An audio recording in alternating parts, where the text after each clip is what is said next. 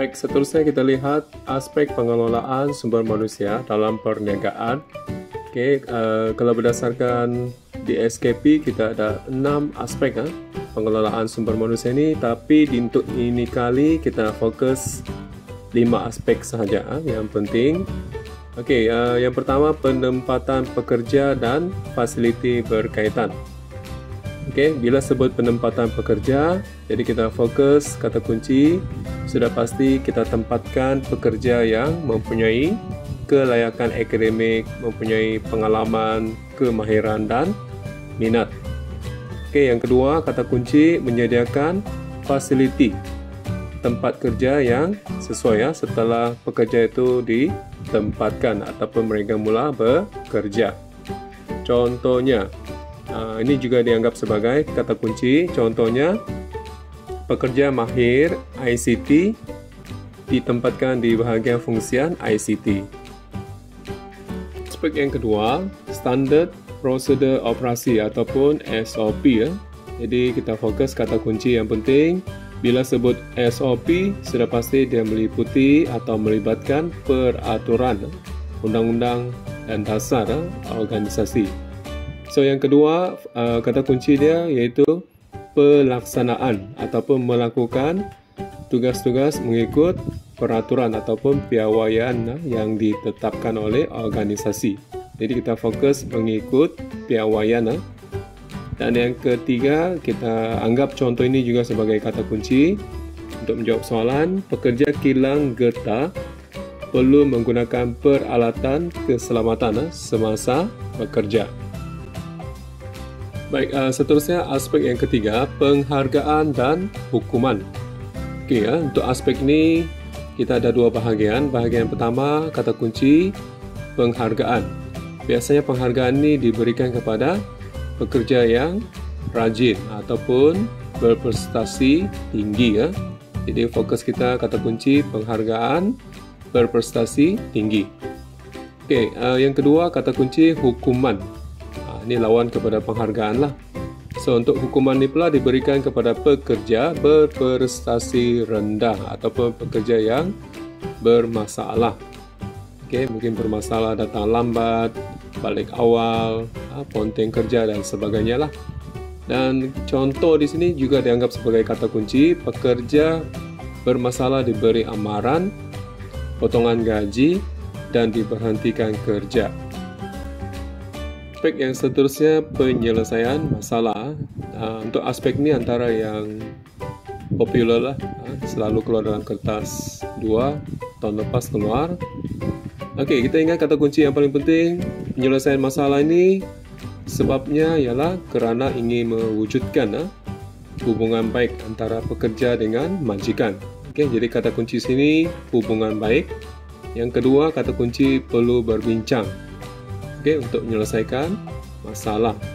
Jadi di antara pekerja dan majikan tu perlu berbincang untuk menyelesaikan masalah.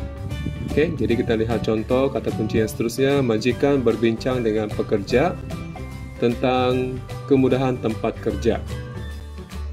Terusnya aspek sistem penggajian. Ini aspek yang agak penting juga. Tahun lepas ada keluar, ada sentuh tentang aspek ini. Ingat kata kunci yang penting. Yang pertama, sudah pastilah mana-mana pun pekerja hendak gaji yang adil dan menarik. Dan gaji itu boleh memotivasikan dan mengekalkan pekerja. Jadi di sini kata kunci penting, adil dan menarik, dan seterusnya dapat memotivasikan dan mengekalkan pekerja. Seterusnya kata kunci iaitu dalam bentuk pulangan kewangan. Gaji ini dalam bentuk pulangan kewangan dan juga bukan kewangan. Contoh kata kunci yang seterusnya pemberian gaji, allowance dan bonus berdasarkan prestasi kerja. Baik, kita masuk bahagian yang seterusnya. Definisi kebolehkerjaan. Kebolehkerjaan ni merujuk kepada kata kunci yang pertama, kemahiran atau kebolehan dimiliki oleh seseorang pekerja. Daripada kemahiran dan kebolehan pekerja ini, sudah pasti kata kunci yang kedua, dapat mencapai objektif organisasi. Okey, seterusnya jenis-jenis kemahiran kebolehkerjaan. Untuk pengetahuan murid, okey, seseorang pekerja itu mesti sekurang-kurangnya ada 6 kemahiran ini. Okey, jadi barulah boleh menjadi seorang pekerja yang berkebolehkerjaan. Okey, yang kalau kita lihat di sini, kemahiran berkomunikasi, seterusnya kemahiran bekerja berpasukan, okey, boleh menyelesaikan masalah, kebolehan untuk mahu belajar ataupun keupayaan pembelajaran, kebolehan merancang ataupun perancangan dan pengurusan diri, dan seterusnya kebolehan menggunakan IT, teknologi terkini, dan seterusnya sudah pasti ada inisiatif dan keinginan keusahawanan.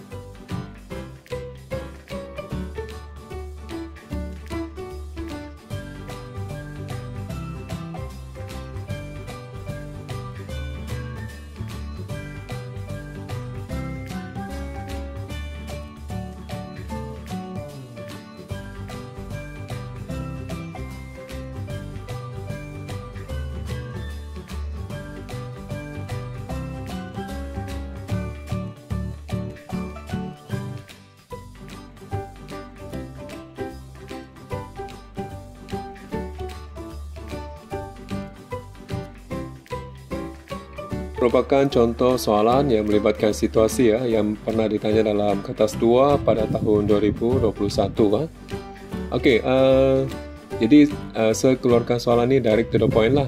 Langkah-langkah menangani masalah pekerja yang tidak beretika ataupun tidak bertanggungjawab lah. Jadi calon boleh memberikan idea ataupun pandangan calon berdasarkan pengalaman calon lah. Jadi di sini contoh-contoh idea ataupun pengalaman ataupun pandangan. Yang pertama, berbincang dengan pekerja. Okey, bagaimana mau menyelesaikan masalah tersebut. Okey, yang kedua, memberi counseling khasnya kepada pekerja ini yang bermasalah ataupun tidak beretika ini. Seterusnya, memberi amaran semada secara lisan ataupun secara bertulis. Dan seterusnya, kalau masih lagi engkar, masih lagi bermasalah, majikan boleh memotong gaji. Ini contoh pandangan, memotong gaji ataupun elon pekerja. Dan jika masih lagi berterusan, mungkin pekerja itu akan dipindahkan ke bahagian atau unit ataupun jabatan lain.